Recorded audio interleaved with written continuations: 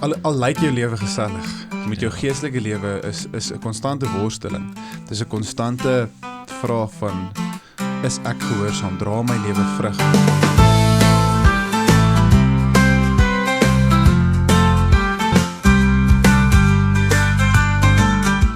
Gepraat van Maas, hoe gaan dit met jou vandag, Gerry?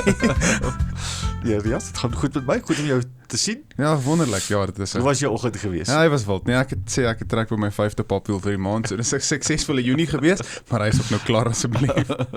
Ja. Bietjie dividende daar by Tiger Wheel of. Ja, en as iemand vir jou 'n bekertjie kry. Ek het nogal gewonder, as ek so baie papwiele kry, kan ek dan nie dit aftrek by my munisipale rekening nie, want dit sit jy of vind. Ja, hulle moet bietjie vinniger maak asseblief. Dis wild. Maar in elk geval, dit leer mense ook 'n paar interessante lewenslesse, wat ook goed is. Ja, nou hier is ons, Rias. Ja. En ons het met 'n reeks afgeskop gister. Ja. En die vraag wat ons vra in hierdie reeks is, what would Jesus undo? Ja, nie doen nie, want dit is die bandjie is hyperpopulêr mos, dit was. Het jy nou uitgedra, die What Would Jesus Nee, Do ek sê 'n bandjie en 'n necklace ouetjie nie. Was nog nooit gewees nie. Ja, ek het vir die ouens gesê, dit moet ordentlik kry 'n tattoo of moet dit nie doen. So, nee, so. Maar interessant as jy kyk, as jy van die bandjie praat, want dis waar die gedagte eintlik uitgekom het, is dat in 1896, dis nou 'n paar maande voor jy gebore is. Ja, voor my tyd. Het daar 'n oue boek geskryf. Sy naam was Charles Sheldon. Ja. Skryf 'n boek. Die hele boek gaan oor die gedagte van, sy fiksie gewees, maar die hele boek gaan daaroor dat, hoe sou mense se lewens gelyk het as hulle vir 1 hele jaar hulle self die vraag gevra het, voor hulle enigiets gedoen het. What would Jesus do? So dis in 1896. So die hele boek gaan oor die gedagte van, as hulle praat, as hulle doen, as hulle leef, dan vra hulle self die vraag, wat sou Jesus doen? Dit was in 1896 en die boekie se naam was In His Steps. Ja. Ons 30 miljoen van daai boekies verkoop, Rias. Daai tyd, of wel? Wel, tot nou was daar so baie mense op die aarde gewees, seker. Nee, maar dit was nogal 'n konfronterende gedagte gewees net, nee. En die vraag wat ons nou vra uit dit uit is net, is belangrik om te doen wat Jesus sou doen, maar die ander vraag is net, wat is die goeders wat die Here wil, is nou, wat is die Afrikaans vir undo, seker nie ondoen nie, nee? Wat is die goeders wat die Here afbreek, afbreek, what's the things that God wants to undo in our lives, want daar's goeders wat ons deel maak van ons lewens net, nee? Ons doen wat die Here, wat ons moet doen, maar hy moet ook goeders verander in ons harte. Want ons raak soeke gewoond aan sekere goeders. Ja, ek dink ek het gisteroggend met ons jong kollega, geleerde kollega gesit en 'n diep gesprek gehad. Ek is bly jy het, want ek gaan ook. Ja, altyd 'n diep gesprek. En jy dink nou aan Jesus wat die tempel gesing het en die tafels omgegooi. Dis iets wat hy ontdoen het. Want dis jare se kultuur wat hulle dit net so gedoen, maar dis ook so korrup gewees. En nou dink ons aan hoe ons kerk doen, hoe ons klein groep doen, hoe ons enigiets doen. Dan vra mens hoekom? Ja. En nie in die sin van ons moet dit nie doen nie. In die sin van as Jesus hier instap. Ja. Daar's 'n mooi vraag en ek dink is Matt and Casper Go to Church. Dis 'n boekie. Nou nie so gewild nie. Ja, ek gou nie. Nee, dis Casper the Friendly Atheist. Dis 'n ou wat op Craigslist ateïs betaal het om saam met hom na kerke toe te gaan. Nou die pastoor se kerk was besig om agteruit te gaan. Mense het geloop en toe vat hy hom na kerke toe in Amerika en hy het hom gehuur en hom betaal en vir hom gesê jy mag nie convert in die tyd nie. Seker maar vreemd is. En een van die goed wat uitgestaan het in daai hele boek van al die besoeke en al die kerk wat hy van gepraat het, wat hy sê is, hy vra die vraag vir hom toe hulle uit 'n mega church uitry, is this what Jesus told you guys to do? En ek dink dis 'n groot ding van, wat sou Jesus in my eie lewe en in dit wat ek doen, dit net sê, kom ons verander dit. Kom ons laat jy met 'n sweep miskien. Ja. Soms het ek dit nodig. Maar dit is so subtiel, nee? Is dit nie? Ek wil jy het nou gepraat van Jesus wat nou die tempelplek die tafels omgegooi het, nee? Maar dit is so 'n subtiele ding net, nee. Ek bedoel, dit begin met daai een tafeltjie, en ek smous 'n bietjie vetkoeke, en dan smous ek 'n bietjie met dit, en dit raak so, ons raak so op dat jy gewoond aan sekere goeders, sekere gewoontes wat ons net deel maak van ons lewens, en dan bring ons dit na die tempel toe, in ons verhouding met die Here, en ons dink, dis alright. Maar in tussentyd is ons harte eintlik so ver verwyder, maar dis die subtiliteit van daai leuen net, nee. Ons dink ons is alright. Ons plak goed aan dit. Ja, ons dink ons is alright, hierdie gewoonte, hierdie dingetjie, die Here is nog, en hy is nog okay met dit, maar tussentyd net, nee, is dit so ver van waar die Here wil hê ek en jy moet wees net, en dan kom Jesus en hy skryf aan daai 7 gemeentes in Openbaring, en een wat ons gesels gister was Laodicea gewees, en hulle daai selfde probleme gehad het, nee. Hulle was kerk gewees, maar daar was soveel goed gewees. Ek lees bietjie oor hulle dat hulle het so baie geld gehad, daai stad, dat toe daar hierdie groot aardbewing was in Laodicea, het hulle nie geld van die regering gaan vra nie. Hulle het genoeg geld gehad om die hele stad te herbou, nog beter net. So hulle was die moderne Dubai gewees van daai tyd net. En hulle het die vermoë gehad om alles uit hulle self uit te doen het. Almal het met Stanley bekers rondgeloop. Almal het met Stanley bekers, nie met Pep Stores goedjies rondgeloop nie. Maar hier sit wat Jesus al toe kom net. Hy sê julle is nie koud nie, julle is nie warm nie, maar julle is so lou warm. En dis die probleem net, nee. Jy weet, dis 'n stadige proses net. Maar intussen is my hart so ver verwyderd van Jesus af net. Met goed wat ek doen en goed wat ek sê net, dat my aanbidding en die manier van hoe ek Jesus volg eintlik vir hom onaanneemlik is. Ja. Nee, ek dink mens mis baie keer die kern van dit alles, want jy begin sit soveel goed by, jy begin doen soveel goed, die Stanley beker is 'n mooi voorbeeld, dit is, ons word nie geborg hier, so niemand kan ons uithaal nie, maar, so Tiger Hill wat ons borg vandag. Omtrent, die konsep van dit is, dat daar is koffie wat warm gehou moet word, of water wat koud gehou moet word, en wat is die kernidee van dit, wat doen dit effektief, wat is die beste materiaal om te gebruik, wat is die beste goed wat jy in 'n beker kan sit, om dit so effektief as moontlik te maak, om daai werk te doen wat hy moet doen. En wat nou gebeur is dat, of Stanley nou 'n goeie produk is of nie, dis irrelevant, want dit is die naam. Dit is daai ding wat ons aan dit sit, en baie keer dink ek in kerk en in geloof, en soos met hulle ook, raak ons lou, want het gaan nie meer oor daai wat goed is nie, het gaan nie meer oor daai wat sleg is nie, het gaan net, okay, weet jy wat, dit lyk cool, en ja, hou my koffie lekker warm, en dis so goed, maar daar's net, die hart agter dit is net nie wat dit moet wees nie, dis net ek het die ding, want dit is 'n naam. En baie keer, ons louigheid is nie net ons idee om niks te doen nie, maar dis die feit dat ons, weet jy wat, ons is net nie gehoorsaam nie, ons okay, dit is alright, kom ons gaan maar net aan, kom ons vloei, want ons is okay. En die grootste probleem met die jeug van vandag, dis klink ek nou oud, die jeug van vandag, die jeug, of die kinders, die jeugdiges met wie ek werk, soms, is dat hulle nie God nodig nie. Ja. Wys my enige kind, my kinders is ook in 'n privaat skool, enige kind in 'n privaat skool wat sê, ek het God nodig. Self-sufficiency, nee? Ja, dit is ek kan onafhanklik van God lewe. En daar is die gevaar van die moderne mens, dat ek kan onafhanklik van God lewe, want ek het genoeg goeders, nee? Ek het genoeg goeders, my warmte hou, ek het genoeg goeders om te koop wat ek wil koop het, want dit is presies wat hulle sê in Openbaring 3 vers 17, hulle sê, you say, I am rich, I don't need a thing.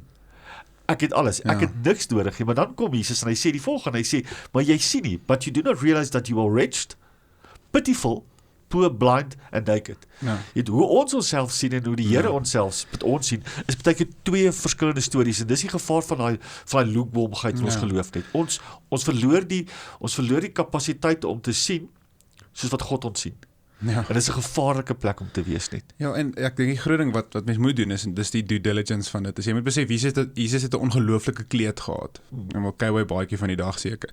En daar's parfuum op sy voete uitgegooi, ongelooflike hoeveelheid geld. En dis nie dat ons praat van finansies en op sigself of gemak en op sigself nie. Dis daai selfbewusheid van dat, weet jy wat, ek moet verskriklik versigtig wees. Maak nie saak hoe arm of hoe ryk ek of in 'n publieke of 'n privaat skool of wat ook al is nie, is dat ek moet nie lou wees nie. Ek gaan kyk in my lewe en eerlik wees met myself, want sê net om al die lekker goed wat ek het weg te gee of te verkoop, dit gaan ook nie noodwendig my geestelike lewe verander nie, om al die oulike goed te koop, die regte Bybel en so. Ek nou die dag in Exclusive Books is daar 'n pragtige paartjie wat nou 'n mooi Bybel vir die meisie, maar dit moet eintlik oor die inkleerbladsy gaan, nie oor die vertaling nie. Want ek is die verkeerde persoon om daai tyd in 'n boekwinkel te kry, en toe gaan ons in 'n 30 minute monoloog met hulle. So nietemin, hulle het nou die regte vertaling, maar ons raak lou in die idee van ons is wat vergenoeg of ons is gemaklik. Dus ons is die Holland sê ons is gesellig met ons geloof. En al lyk jou lewe gesellig, met jou geestelike lewe is 'n konstante worsteling.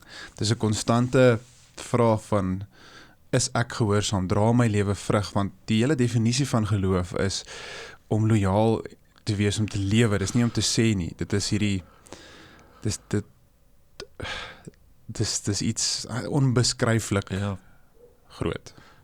Maar Jesus het het 'n probleem gehad met hoe hulle lewe.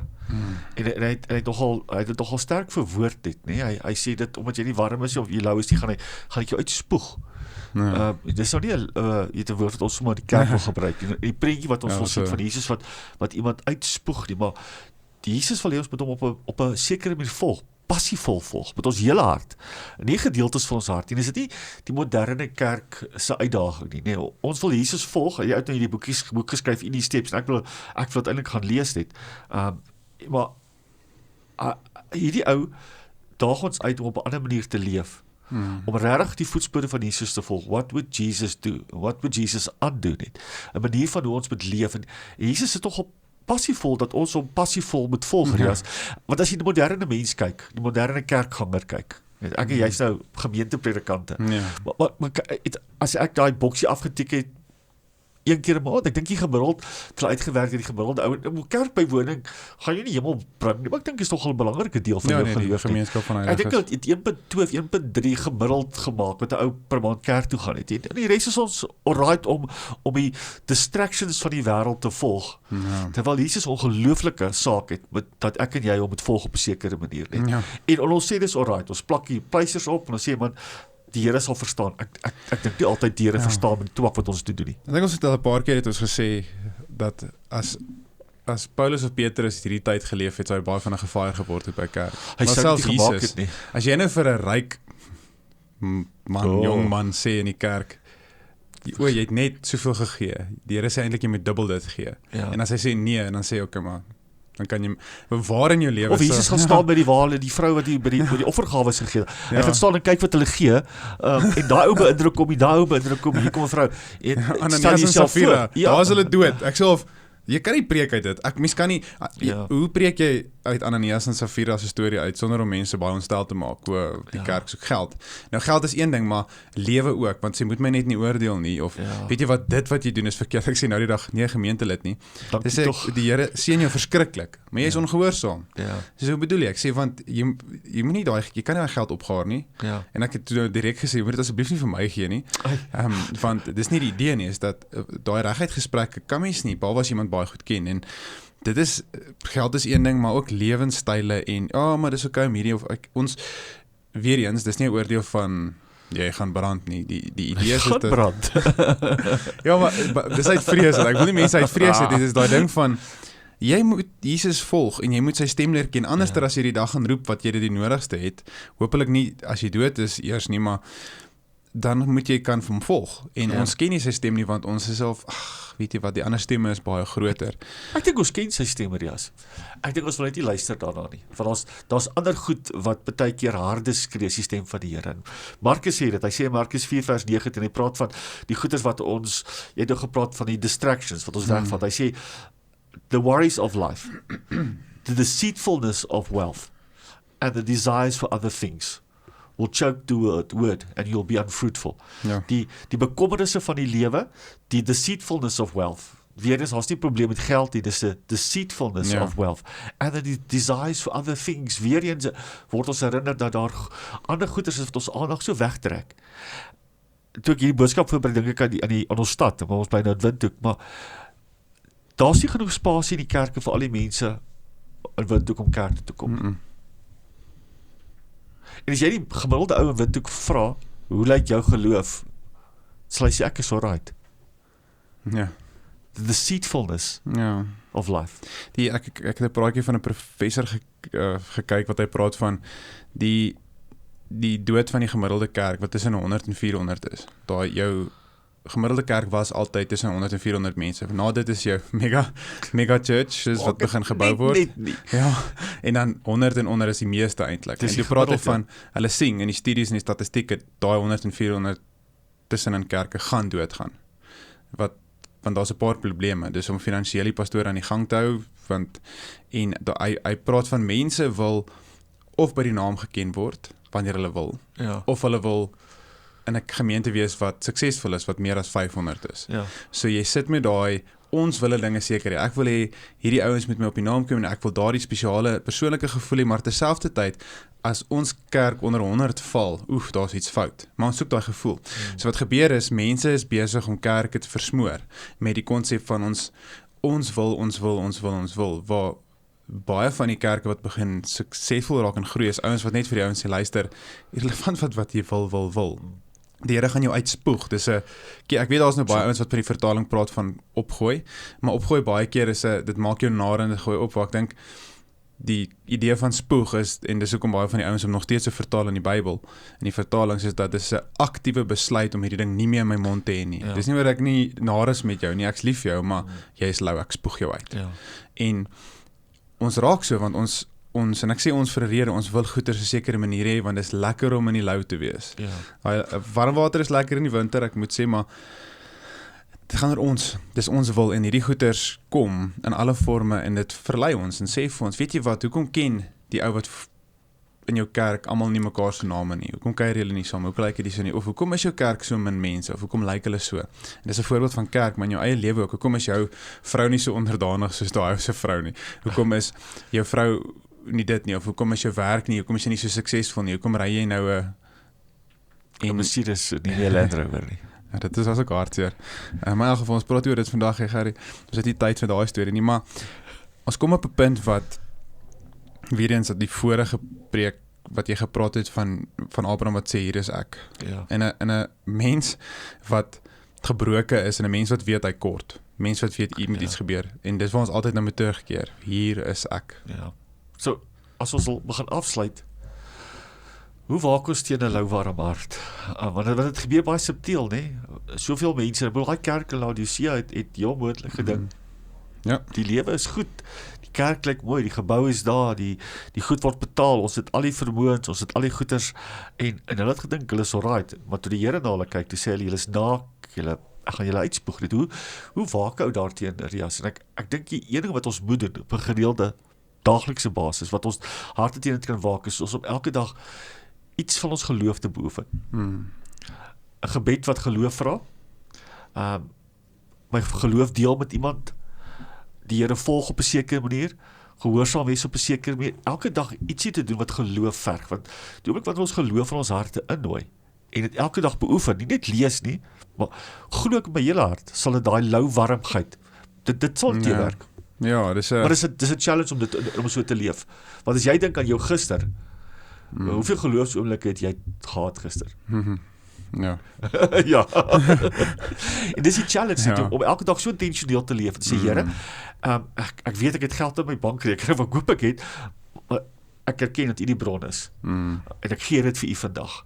Maak my oë oop dat ek U kan deel met iemand vandag. Daar's 'n intentionaliteit wat ons moet omhels om ons harte te bewaak teen 'n lou warm hart. Ja, ek dink 'n mooi ding wat is daai, wees stil en weet ek is die Heer. En ek dink dit is in die 90s wat die liedjie uitgekom het. Ek dink dis waar die bandjie vanaf kom, daai, weet jy of jy dit geluister het nie, van Shine, wat hulle gesing het, what would Jesus do, walking in my shoes, working at my job, going to my school, I hear people say Jesus is the way, I believe that is why I'm asking you. Maar die hele liedjie gaan oor dit, wat sou Jesus doen of ons? En as jy daai elke dag vir jouself sing, as Jesus in my skoene geloop het, wat sou hy gedoen het, maar terselfdertyd wat die gewoontes wat hy in my sou bou en wat sy gewoontes wat hy sou afbreek. Ja, ek dink eers ding, voor ek kan doen, wat sy goed is wat uit my lewe uit sal haal net. Ja, en dan sing jy liedjie, as jy dit nie gaan soek het, dis of Shine of Newsboys. Daai liedjie het gekom van 'n oom van 1896. Kan jy glo. Dankie Rias. Dankie Gerrie. Sterkte met jou dag. Ja.